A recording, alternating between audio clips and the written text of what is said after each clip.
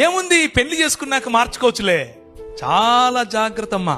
కనీసం వారానికి ఒకరు నాకు ఫోన్ చేస్తారు, అన్నా ఇలా వివాహం జరిగిపోయింది, మావాడు ఇంకా రక్షణలో లేడు, చాలా బాధపడుతున్నాం. ముఖ్యంగా సహోదరులకు చెప్తున్నా, take a stand my sister. అవతలి వ్యక్తి యేసు ప్రభువును నమ్మి రక్షింపబడినటువంటి విశ్వాసి అయితే తప్ప మీ జీవితాల్లో వారిని అనుమతించకండి. మీ పెద్దల ప్రెషర్ అయినా సరే, మీ కులం యొక్క ప్రెషర్ అయినా సరే వారితో మాట్లాడండి, కానీ ఇలాంటి దేవుని వాక్య విరోధమైనటువంటి వాటిని మీ జీవితంలో అనుమతించకండి. Same thing with young boys, యవనులు. చాలా సార్లు ఈ ఉదాహరణ చెప్తూ ఉంటాను.